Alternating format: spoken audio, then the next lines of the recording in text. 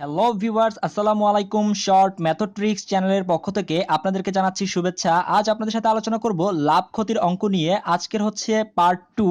তো ইতিমধ্যে আমি পার্ট 1 আমার চ্যানেলে আপলোড করে দিয়েছি, যারা দেখেননি তারা অবশ্যই দেখে নেবেন। তো আজকের সুপার কিছু শর্টকাট টেকনিক দেখাবো এই লাভ ক্ষতির অঙ্কগুলোর উপরে। তো ভিউয়ার, চলুন কথা না বাড়িয়ে চলে যাচ্ছি আমার অঙ্কে। অঙ্ক শুরু করার আগে আরেকটি কথা বলতে চাই, সেটি হচ্ছে যারা প্রাইমারি শিক্ষক নিয়োগ পরীক্ষার জন্য প্রস্তুতি নিচ্ছেন তারা একটু নড়ে চড়ে বসুন, কারণ এই অঙ্কগুলো তাদের জন্য খুবই গুরুত্বপূর্ণ। এবং যারা বিসিএস সহ অন্যান্য সরকারি চাকরি পরীক্ষা দিবেন ভাবছেন, এই অঙ্কগুলো কিন্তু সব জায়গাতেই রিপিট হয়। সো একটু ভালো করে মনোযোগ দিয়ে দেখুন, দেখবেন যে কতটা সহজ লাগে। তো চলুন আমরা প্রথমেই চলে যাচ্ছি টাইপ 1-এ। তো টাইপ 1-এ প্রথমে যে অঙ্কটি আমরা দেখতে পাচ্ছি সেটি হচ্ছে একটি জিনিস 25 টাকায় বিক্রি করায় 25% লাভ হয়, জিনিসটির ক্রয় মূল্য কত? তো এই টাইপের অঙ্কগুলো কিন্তু আমরা মুহূর্তের মধ্যে সলভ করে ফেলতে পারবো একটি সহজ টেকনিক ব্যবহার করে। তো সেই টেকনিকটি হলো 100 গুণ টাকা ডিভাইডেড বাই 100 প্লাস মাইনাস লাভ অথবা ক্ষতি। তো আমার প্রশ্নের ভিতরে যদি লাভ বলে তাহলে আমি লাভ ব্যবহার করব, আর লাভ যদি লিখি তাহলে আমি এখানে প্লাস ব্যবহার করব, আর যখন প্রশ্নে ক্ষতি বলা থাকবে তখন আমি এখানে মাইনাস ব্যবহার করব। তাহলে এই টেকনিকটি দ্বারা আমরা চোখের পলকে মুহূর্তের মধ্যে অঙ্কটি সলভ করতে পারবো। তো চলুন আমরা এই অঙ্কটিও সলভ করে ফেলি। তো এখানে সূত্র অনুসারে আমরা সেটি লিখে নিব, উপরেও 100 নিচেও 100। সবার প্রথমে আমরা এভাবে লিখে নিব, উপরেও 100 নিচেও 100। এরপরে যে কাজটি করব, গুণ চিহ্ন দিয়ে টাকা, অর্থাৎ আমার টাকা দেওয়া আছে 25 টাকা। একটি জিনিস 25 টাকায় বিক্রি করায়, অর্থাৎ টাকার অ্যামাউন্টটা হচ্ছে কত, এখানে 25। তো আমি লিখে ফেললাম 25। এরপরে প্রশ্ন দেখতে পাচ্ছি আমার 25% লাভ হয়। তো যেহেতু লাভ, সেহেতু আমি এখানে প্লাস চিহ্ন ব্যবহার করব। তো 25% লাভ, তাই আমি শুধু 25 লিখে নিব। লাভ থাকলে এখানে প্লাস ব্যবহার করব এবং ক্ষতি থাকলে মাইনাস ব্যবহার করব। তো এটাকে ক্যালকুলেশন করলেই কিন্তু আমরা আমাদের উত্তরটি পেয়ে যাচ্ছি। 100 গুণ 25 ভাগ 100 যোগ 25, 125। তো আমরা যদি এটাকে কাটাকাটি করি, 25 দিয়ে যদি 125 কে কাটি, 5 25 125, 5 5 দিয়ে যদি আবার আমরা 100 কে কাটি, তাহলে 5 20 100, অর্থাৎ 20 হচ্ছে আমার অ্যান্সার। তার মানে সঠিক উত্তরটি হচ্ছে অপশন ঘ, 20। তো এভাবে কিন্তু আমরা মুহূর্তের মধ্যে অঙ্কগুলো সলভ করতে পারবো। তো এরকম আমি আপনাদেরকে বেশ কিছু অঙ্ক দেখাবো, আপনারা একটু ধৈর্য সহকারে দেখুন, এবং আমার ভিডিওটি শেষে আপনাদেরকেও কিছু অঙ্ক প্র্যাকটিস করার জন্য দেওয়া হবে। তো একটু মনোযোগ দিয়ে ভিডিওগুলো দেখুন। তো ভিউয়ার্স, এবার চলুন আমরা 2 নাম্বার যে অঙ্কটি আছে সেটি দেখি। একটি ঘড়ি 560 টাকায় বিক্রয় করায় 20% ক্ষতি হলে ঘড়িটির ক্রয় মূল্য কত?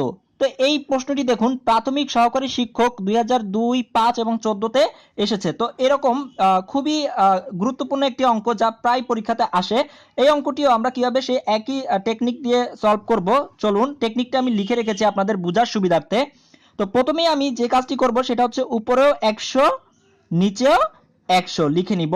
এরপরে উপরে গুণ চিহ্ন দিয়ে টাকার পরিমাণটা আমরা লিখে নিব, অর্থাৎ 560 টাকা, 560 টাকা।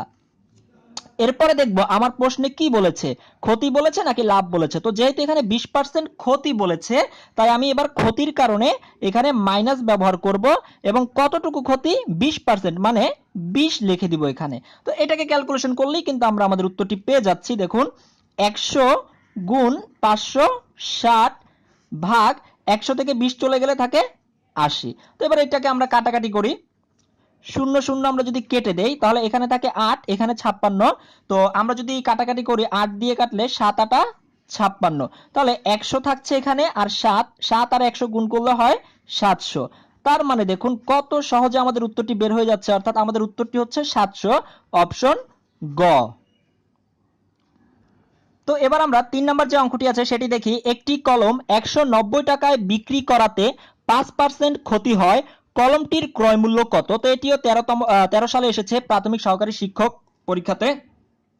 তো দেখুন এই অঙ্কটিও কিন্তু আমরা খুব সহজেই সলভ করতে পারবো। আমাদের সেই টেকনিকটি কি ছিল?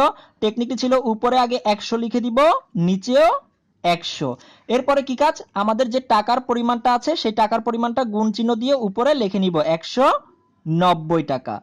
এরপরে কি কাজ, প্রশ্নের দিকে তাকাবো, প্রশ্নে ক্ষতি বলেছে নাকি লাভ বলেছে। যেহেতু 5% ক্ষতি, ক্ষতি বলার কারণে আমি এখানে মাইনাস ব্যবহার করব এবং কতটুকু ক্ষতি, 5% ক্ষতি, অর্থাৎ 5 এখানে লিখে দিলাম।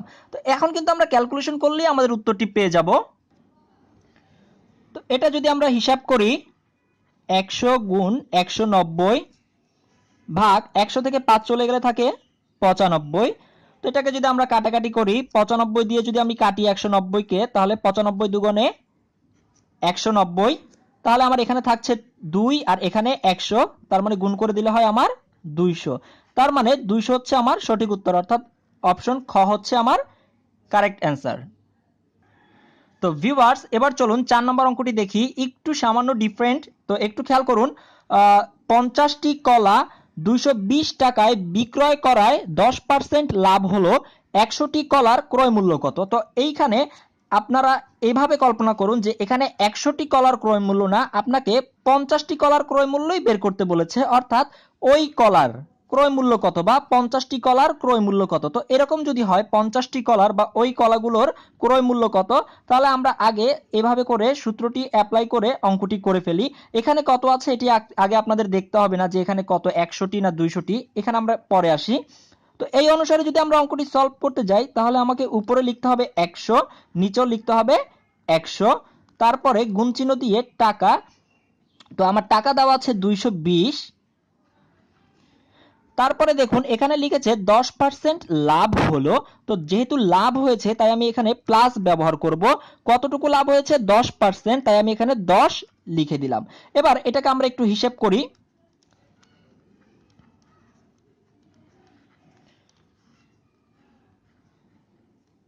তো এটাকে যদি আমরা কাটাকাটি করি, এবার একটু খেয়াল করুন, 110 দিয়ে যদি 220 কে কাটি তাহলে হয় 2, আর 2 এর সাথে 100 গুণ করে দিলে হয় 200।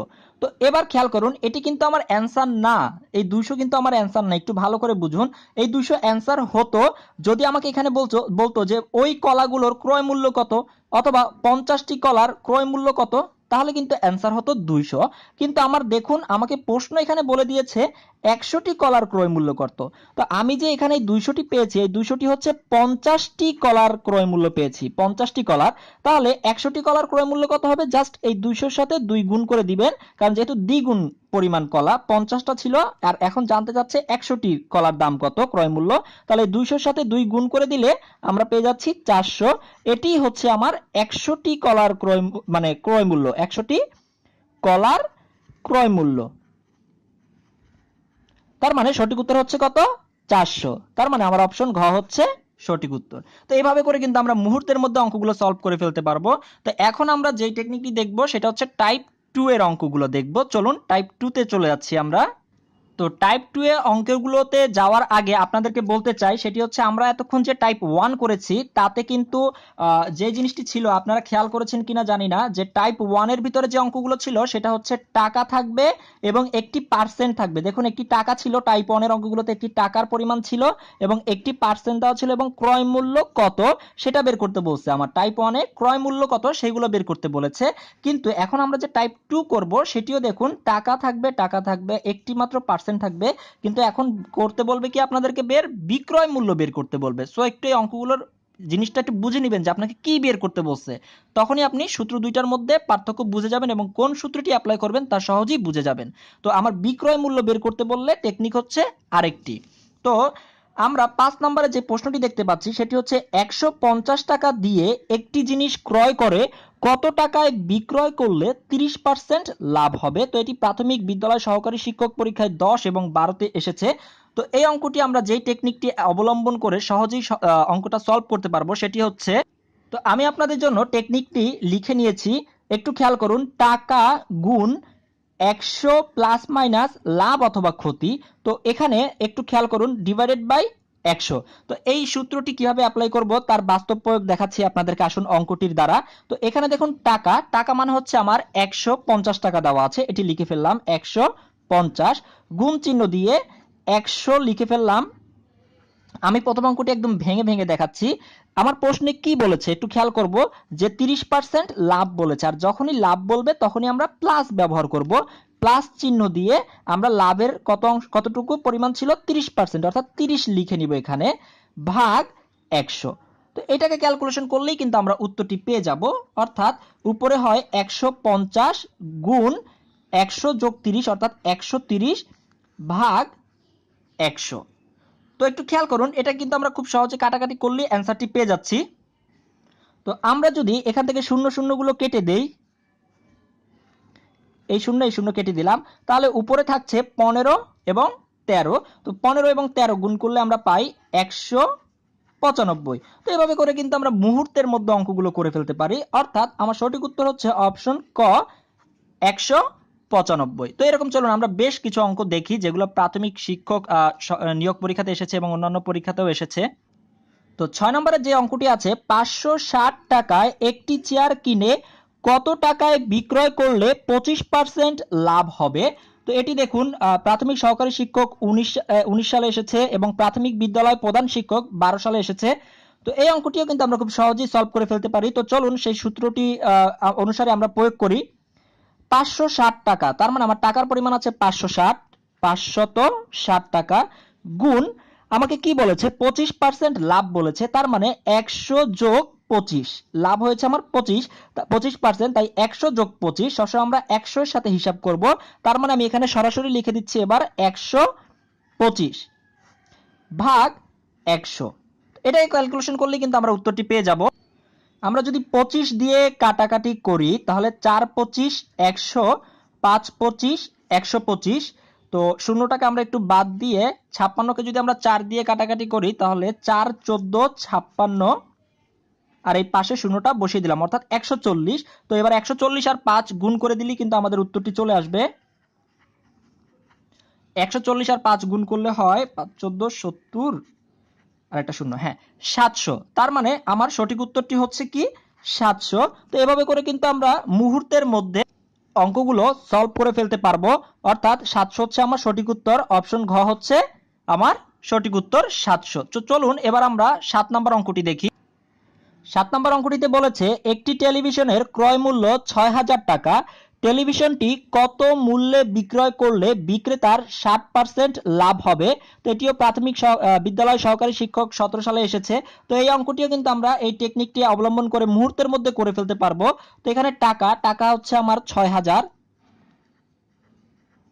গুণ চিহ্ন দিয়ে আমাকে প্রশ্নে কি বলেছে 60% লাভ হয়েছে, অর্থাৎ 100 যোগ 60, 100 যোগ লাভের পরিমাণটা লিখে আমি একসাথে লিখে দিচ্ছি 160 ভাগ 100। তো এটা কাটাকাটি করলে কিন্তু আমরা মুহূর্তের মধ্যে উত্তরটি পেয়ে যাচ্ছি।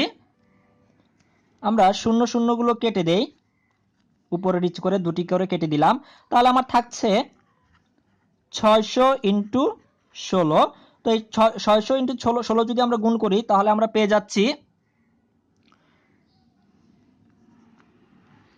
9600। তো এটি হচ্ছে আমাদের সঠিক উত্তর, অর্থাৎ 9600। তো এভাবে করে কিন্তু আমরা মুহূর্তের মধ্যে অঙ্কগুলো সলভ করে ফেলতে পারবো। তো চলুন এবার আমরা লাস্ট আরেকটি অঙ্ক দেখি, 8 নম্বর অঙ্ক। তো এভাবে করে কিন্তু আমরা যদি প্র্যাকটিস করি তাহলে কিন্তু আমরা প্রাথমিক শিক্ষক নিয়োগ যে পরীক্ষাগুলো অনুষ্ঠিত হবে সেখানে কিন্তু মুহূর্তের মধ্যে অঙ্কগুলো সলভ করতে পারবো, কারণ সেখানে মাত্র 60 মিনিট সময় পাবেন, অর্থাৎ 1 ঘন্টা, সেখানে আপনাকে 80টি প্রশ্ন দাগাতে হবে। তো খুবই কম সময়, আপনাকে অবশ্যই এই টেকনিকগুলো ফলো করলে আপনি কিন্তু খুব দ্রুততার সাথে অঙ্কগুলো সঠিকভাবে দাগাতে পারবেন। তো এবার চলুন আমার 8 নম্বর যে প্রশ্নটি আছে, একটি দ্রব্য 800 টাকায় বিক্রয় করে 20% ক্ষতিতে বিক্রয় করা হলো। একটি দ্রব্য 800 টাকায় ক্রয় করে 20% ক্ষতিতে বিক্রয় করা হলো, দ্রব্যটির বিক্রয় মূল্য কত? তো এই অঙ্কটিও কিন্তু আমরা ঠিক সেম একই রকম ভাবে সলভ করে ফেলতে পারবো। তো টেকনিক যেটা হচ্ছে সেটা আমি লিখে দিচ্ছি আপনাদের। তো এই টেকনিক অনুসারে যদি আমরা মানগুলো বসাই তাহলে প্রথমে আছে টাকা হচ্ছে আমার 400, তো আমি 400 টাকা লিখে নিলাম, গুণ চিহ্ন দিয়ে আমার 20% ক্ষতি অর্থাৎ 100, এবার মাইনাস ব্যবহার করব যেহেতু আমার ক্ষতি বলেছে, তাই 100 মাইনাস 20 অর্থাৎ আমার থাকছে কত 80 ভাগ 100। তো এটাকে আমরা কাটাকাটি করলে পাই 400কে 100 দ্বারা ভাগ করলে হয় 4। তো আমার এটা গুণ করলে কিন্তু অ্যান্সার পেয়ে যাচ্ছি 4 0 0 4 32, তার মানে 320 হচ্ছে আমার সঠিক উত্তর। তো এভাবে করে কিন্তু আমরা মুহূর্তের মধ্যে অঙ্কগুলো সলভ করে ফেলতে পারবো। তো আপনাদেরকে আমি কিছু অঙ্ক প্র্যাকটিস করার জন্য দিচ্ছি। আপনারা নিজেরা এই 10 এবং 11 নাম্বার অঙ্ক দুটি নিজেরা একটু চেষ্টা করে দেখুন এবং আমাকে অবশ্যই কমেন্ট করে জানাবেন যে 10-এর উত্তর কত এবং 11-এর উত্তর কত। আমি আপনাদের উত্তরগুলো হয়েছে কিনা তা কমেন্ট করে জানাবো। এবং আপনাদেরকে আরও একটি কথা বলে দিতে চাই, সেটি হচ্ছে যারা বিশেষ করে এবার প্রাথমিক শিক্ষক নিয়োগ পরীক্ষার জন্য প্রস্তুতি নিচ্ছেন তাদেরকে অবশ্যই বলছি আমার এই ভিডিওগুলো দেখে আপনারা এক্সট্রা আরও যে যার গাইড আছে, বই আছে, হ্যাঁ, সেখান থেকে আপনারা নিজেরা প্র্যাকটিস করবেন। এবারের কিন্তু শিক্ষক নিয়োগ পরীক্ষার যে প্রশ্ন তা কিন্তু পূর্বের প্রশ্নের থেকে কিছুটা হলেও কঠিন হবে। মানে কেন কঠিন হবে সেটা আমি আপনাদেরকে বলছি, কারণ এর আগের শিক্ষাগত যোগ্যতা ছিল এইচএসসি পাস হলেও আপনি কি অ্যাপ্লাই করতে পারতেন, কিন্তু এবার কিন্তু গ্র্যাজুয়েশন কমপ্লিট হওয়ার পরেই আপনি অ্যাপ্লাই করতে পারছেন। তার জন্য কিন্তু এবার প্রশ্নের মানটাও হবে সেরকম করে, মানে একটু তুলনামূলকভাবে কঠিন হবে পূর্বের তুলনায়। তো আপনারা একটু ভালোভাবে বাসায় বসে স্টাডি করবেন এবং এই ভিডিওগুলো দেখে, এই ভিডিওটি দেখে আপনারা নিজেরা আরও 10টা অঙ্ক নিজেরা প্র্যাকটিস করুন। ঠিক আছে? তো সবাই ভালো থাকুন, ধন্যবাদ। আজ তাহলে এতটুকুই। আসসালামু আলাইকুম।